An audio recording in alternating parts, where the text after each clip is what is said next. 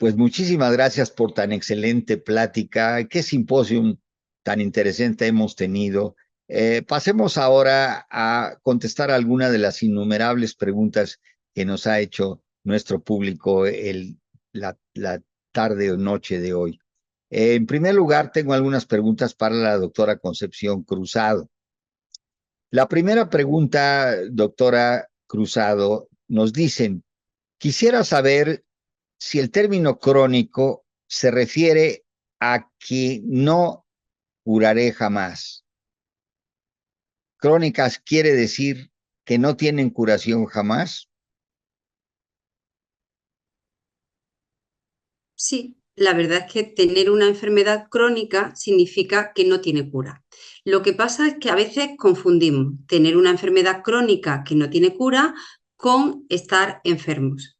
Tener una enfermedad crónica no significa que estamos enfermos. Podemos hacer una vida, lo que entendemos por normal, podemos salir, podemos entrar. Crónico lo que significa es que tenemos que cuidarnos para siempre, tenemos que tener un estilo de vida saludable, que tenemos que controlar nuestros factores de riesgo, y crónico también significa, y es muy importante, que tenemos que tomar la medicación para siempre. Pero como digo, crónico no significa que estoy enfermo y que tengo que estar en casa guardando reposo. Puedo llevar una vida saludable, una vida alegre, una vida social. Tenemos preguntas también para el doctor Samuel Ramos en relación a los factores de riesgo. Y le preguntan a Samuel, ¿ser gordito es siempre un factor de riesgo o de qué depende? Conozco gente obesa que es completamente sana. Bueno, el término de obeso sano ha desaparecido del léxico médico. Está estudiado que una persona obesa es una persona que está enferma, está inflamada. La obesidad es una enfermedad proinflamatoria y por lo tanto, aunque tenga los niveles adecuados de colesterol, de presión, de glicemia, tiene un aumento de su estrés oxidativo. Es una persona que cuando medimos el perfil inflamatorio está alterado. Por lo tanto, es una persona de riesgo. Y por eso decimos que la obesidad es un factor de riesgo cardiovascular independiente. Entonces, no existe el obeso sano. Tenemos también muchas preguntas para el doctor Jorge Francisco Gómez, pero déjenme seleccionar tres que me han parecido muy interesantes de nuestro público. La primera dice, soy paciente posinfartado. ¿Cómo hago para que mis hijos no padezcan de lo mismo? Qué gran pregunta, Francisco. Pues una pregunta muy interesante. Aquí hay dos cuestiones. Sus hijos deben de llevar una vida sana, deben de evitar el tabaco, el humo de tabaco o de cualquier otro factor que sea inhalar humos, fundamental. Deben de tener un buen control de la tensión arterial y no deben de tener obesidad. Pero si tengo que apostar por una cosa, le diría que deben de tener un buen control del colesterol. Un colesterol en general bajo, cercano a 120. Con esas premisas que le acabo de decir, la probabilidad de que tenga un infarto en su familia es escasa. Y solo hay una variante. Hay familias en las cuales hay una herencia. Y esta es una enfermedad en la que se hereda la tendencia al colesterol que afecta a muchos pacientes que tienen colesterol elevado, no a todos, obviamente. Cuando hay un caso familiar, es imprescindible que el tratamiento se ponga lo antes posible. Tratamiento farmacológico.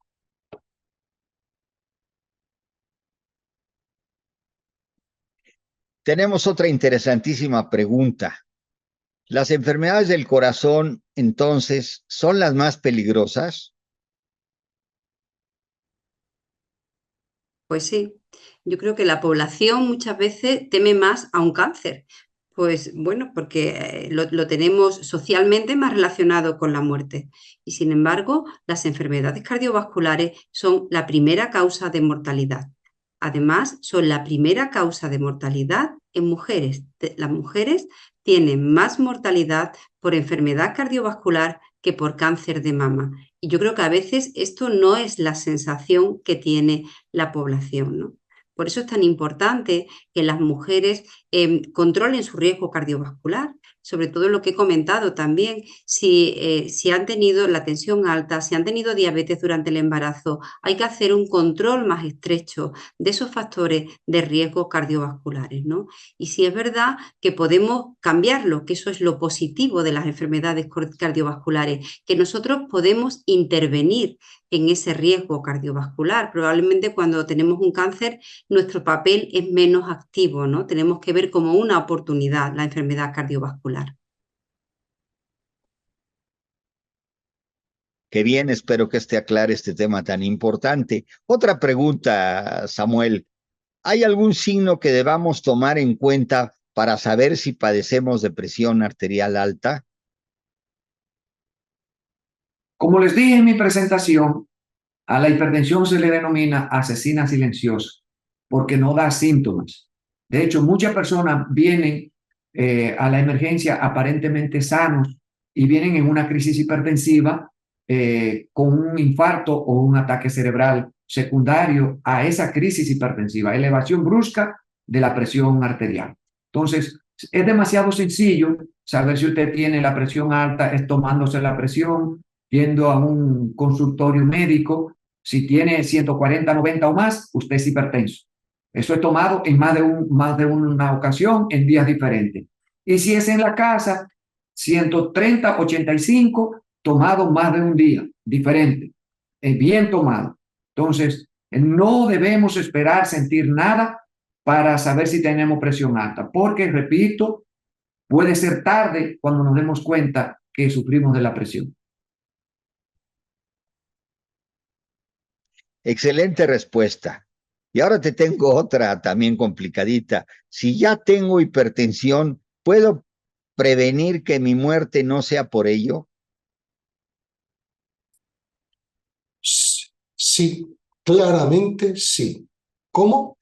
Controlando la tensión arterial, teniendo la sistólica, la que llaman a veces la alta, la elevada, en menos de 140, menos de 14, coloquialmente, y la diastólica, la mínima, en menos de 90, que se llama también coloquialmente 9. Menos de 90, menos de 140. Así garantizo no tener accidentes cerebrovasculares, no tener infartos y que la hipertensión no sea un factor que precipite la muerte. ¿Cómo consigo esto? Tomando fármacos, no hay duda, pero además un beneficio muy grande reduciendo peso. Si soy obeso, reduciendo peso. Simplemente con reducir un 5% del peso ya tendré beneficio, dejando de fumar. Pero sobre todo, reduciendo el peso. Y la última cosa que puedo hacer para contribuir es reducir esos suplementos de sal que yo me pongo. Es decir, no comer comidas enlatadas, no comer lo que llamamos embutidos, intentar evitar ese tipo de comida y usar la mínima cantidad de sal añadida a la ingesta, a la comida que preparamos en casa. Déjenme hacerle otra pregunta más que viene de nuestro público. ¿Cómo prevengo una enfermedad crónica? Bueno, pues las enfermedades crónicas se previenen teniendo un estilo de vida cardiosaludable, lo que hemos dicho, ¿no? Pues haciendo una dieta sana, no hay que hacer una dieta estricta, pero sí una dieta sana, comiendo verduras, frutas, carnes, pescado, no tomando muchos alimentos procesados, controlando la cantidad de sal que tienen, que además la cantidad de sal sobre todo es en esos alimentos procesados, evitando tóxicos como el alcohol, como el tabaco. También teniendo una vida activa, haciendo ejercicio, caminando, paseando. De esa forma se puede prevenir las enfermedades cardiovasculares. Es verdad que también hace falta, como he comentado en la presentación, políticas de salud pública, porque todo no está en nuestras manos. Y también es verdad que en esas políticas pues hace falta eso, que los alimentos tengan un etiquetado correcto, también hace falta que las ciudades sean ciudades menos contaminadas, pero nosotros nos podemos encargar de nuestra parte, de tener un estilo de vida cardiosaludable. Excelente. Por último, tenemos otra pregunta para ti. ¿La puedo transmitir mi enfermedad cardiovascular a mis hijos? ¿Le puedo transmitir la enfermedad cardiovascular a mis hijos? Esta es una gran preocupación. Escuchamos tu respuesta, Samuel. Les comenté que existen factores de riesgo no modificables y dentro de ellos está la herencia. Pues claro que si yo soy hipertenso, mis hijos tienen más riesgo de ser hipertenso.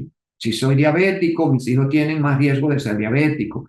Si yo tuve un infarto antes de los 65 años, mis hijos tienen más riesgo de tener un infarto temprano. Ahora, eso no se puede quedar así. El estilo de vida modifica la genética para bien o para mal. Lo que está sucediendo hoy día es que lo está modificando para mal. O sea, personas que no habían tenido en su familia a nadie que fuera hipertenso, diabético, problema de colesterol, que le haya dado infarto o ataque cerebral, nunca nadie en su familia, y ellos son los primeros por su estilo de vida. Sedentarismo, obesidad, alimentación no saludable, inactividad física, consumo de tabaco. Eso se llama epigenética, factores ambientales que modifican la genética. Entonces, igualmente yo puedo modificar que si mi papá murió de un infarto, pero yo decido llevar un estilo de vida saludable, cuidándome, haciendo ejercicio y evitando muchas de las cosas que ya yo mencioné, entonces definitivamente yo voy a reducir el riesgo de tener el mismo problema que mi papá. Sigo teniendo más riesgo que la población general, pero puedo tener menos riesgo que mi padre, porque estoy tomando medidas que él no tomó. Ha quedado bien claro. Y por último, otra pregunta más. ¿Existe algo en la dieta que pueda ayudar a prevenir enfermedades del corazón? Bueno, los factores que hay en la dieta se distinguen entre los que son beneficiosos, los que son neutros y los que son perjudiciales. Yo creo que beneficioso es el consumo de verduras, de legumbres, de fruta y después de pescado, pescado predominantemente azul. Lo que ocurre es que tengo que utilizar esta dieta de forma habitual en mi vida. Y claro, probablemente si vivo en un ámbito familiar, eso va a condicionar que la familia entera va a tener que tener hábitos parecidos, ¿no?